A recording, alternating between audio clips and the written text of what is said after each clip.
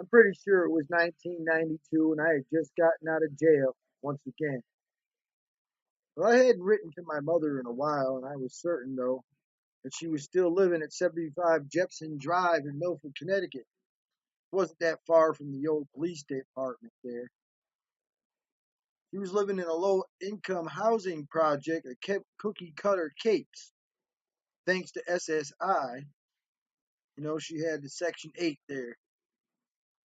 Well, I knock on the door and a whole bunch of dogs start barking. I was like, wow, I know my mother loved dogs, but I never knew we would have more than one dog. And it sounded like there was a whole damn kennel inside the house. I was like, well, maybe she's watching dogs and taking in some extra money or something like that. Well, my sister Darlene answers the door and she's got the chain on it and she's looking outside there at me with a big old grin on her face. She's like, oh my God, it's Steven. It's Steven. She hadn't seen me in a long time and all these dogs are at her feet. They're trying to get out. And I hear my mother in the background saying, Darlene, what the hell is going on? You're causing heat.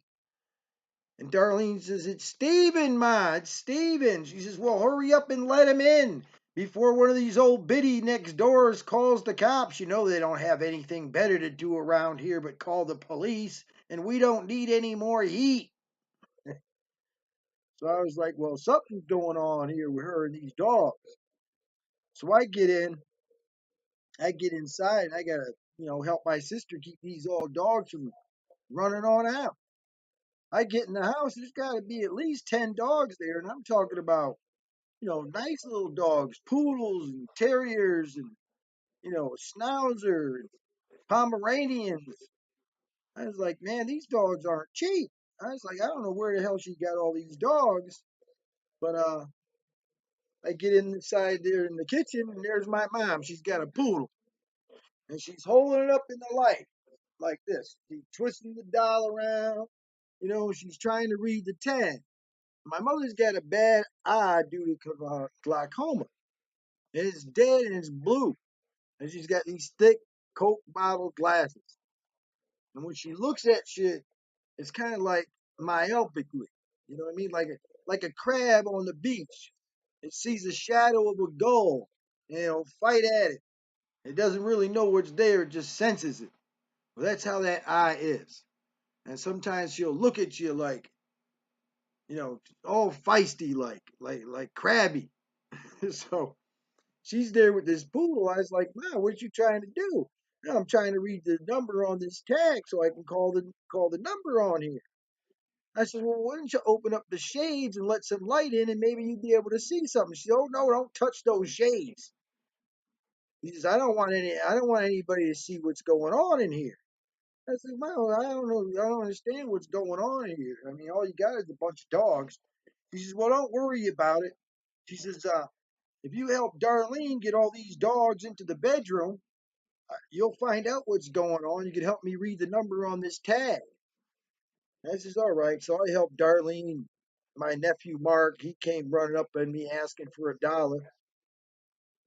Get this all these dogs into her bedroom. So I come back to the kitchen and she's got the pool. I says, "Mom, do you want me to read the tag or not?" And she looks at me like I'm gonna take the dog and run out the house with it or something.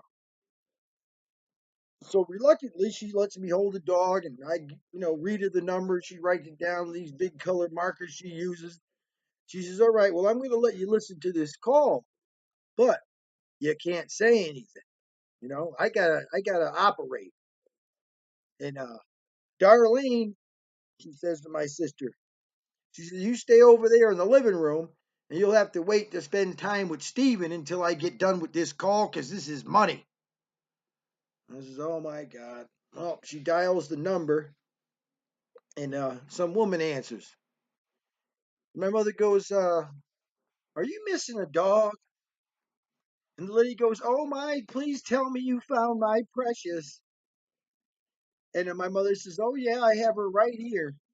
And she gives her a little squeeze, and the dog yelps. And the lady's ecstatic. She's so happy that my mom's got her dog, and she's gonna get her dog back. So my mother says, "Yeah, I have her right here. If her name is Precious." Oh yes, yes, yes. She says that's my dog. I'm just so happy. Oh God, how? Oh bless you, right? My mother says, well, actually, ma'am, I'm just wondering if there's a reward there for that dog. Now that I found her. Oh yeah, my husband put it in the paper, $75. My mother says, oh well, that's what I was afraid of. You see, when I found this dog, she was in pretty bad shape. And the lady's like, oh my God, please don't tell me something happened to my poor dog. Oh, no, no, no. My mother says, don't worry about it. She's fine now. But here's the thing, when I found her, she was in pretty bad shape. I don't know if she got hit by a car or what it was, but I felt so bad for the poor little thing. I took her to my veterinarian. And, that's the problem, ma'am.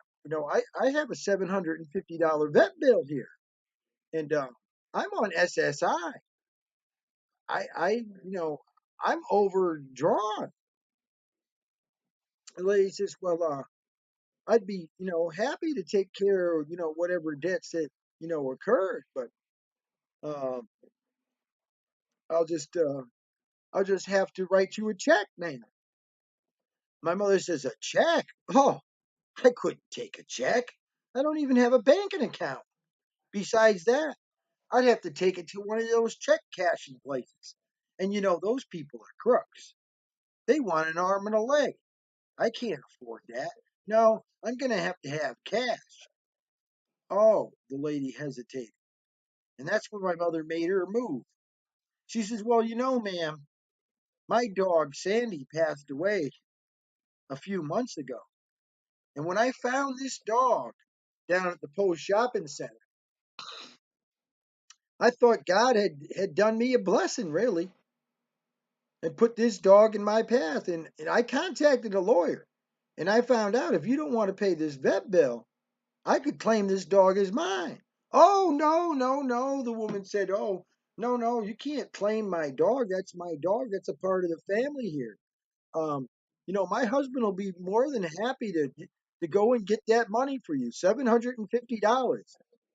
My mother says, $750? Shouldn't it be 825? $75 for the reward.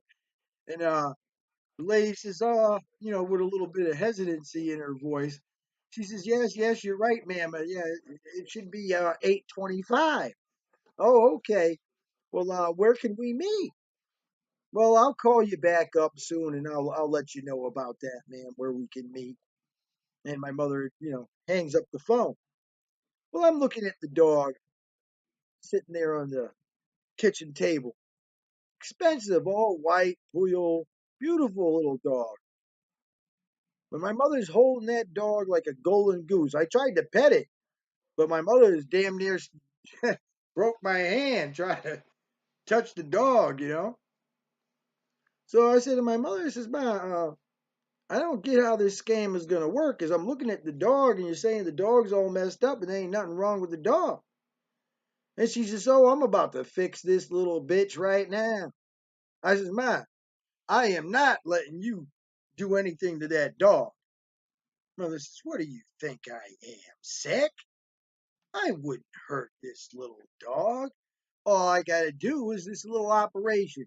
Now go in that drawer over there and get me some one of those tongue depressors. I got a whole bunch of them. And some gauze tape. I got a lot of that too. So she says, I hand her the stuff. She says, here, just hold this dog up like this for me, and I'm going to do the operation. So she takes the dog's leg. She goes like this here, No, no, you ain't hurting the dog or nothing. And she puts the tongue depressor, like this, and she tapes it all up, right? Puts the dog back down, and the dog's looking at me like, hey, what the hell are you doing to my leg?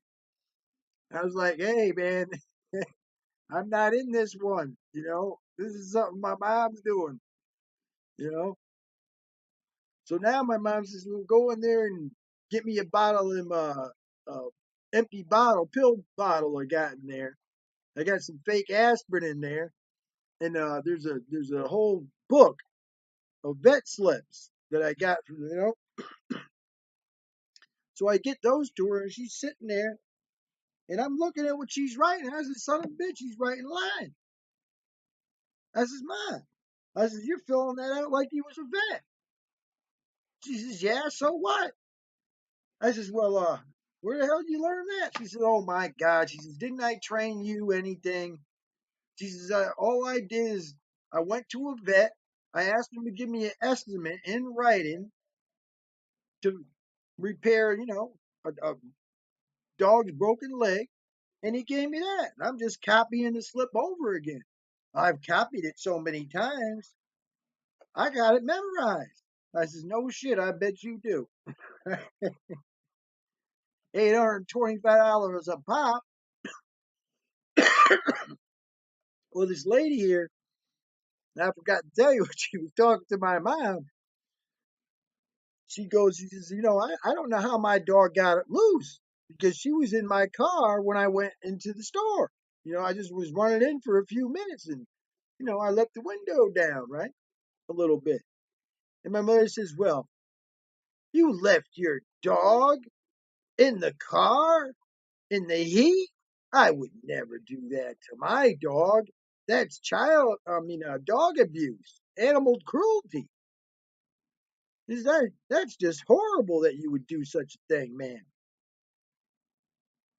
She says, "Well, I know my doors were locked." Well, I guess they weren't locked good enough. You know what I mean? When you got people out like, my mother and her cronies. So anyway, she wraps the dog up. She's got it all ready to go. And she yells, "Darlene!" Darlene comes in. She says, "Oh, no, you don't. You're not getting me to go over there and get the money for $50 again. I'm getting ripped off." My sister Darlene's about 400 pounds, very depressed, slow. I feel bad for her because you got to have a real strong personality to deal with my mother. My mother is a very dominant woman, at least when she was young. And Darlene just didn't have that type of forceful personality, man. She's just laid back, slow, you know what I mean? But every now and then she'd get assertive when she thought she was really getting stepped on. So she's like, "Oh no, I'm not meeting that lady. No, no, no. You're getting $825 and I'm getting 50. I should get more." So my mother says, "More? How much do you want for dropping off a dog and getting the money, Darlene?" Darlene's like, "Well, I should get at least 100." My mother says, $100? She says, "Well, yeah. Uh, I told you too that I didn't want to get my son Mark involved in this. And you got him out. Oh, you better shut your mouth, Darlene." She didn't want her to know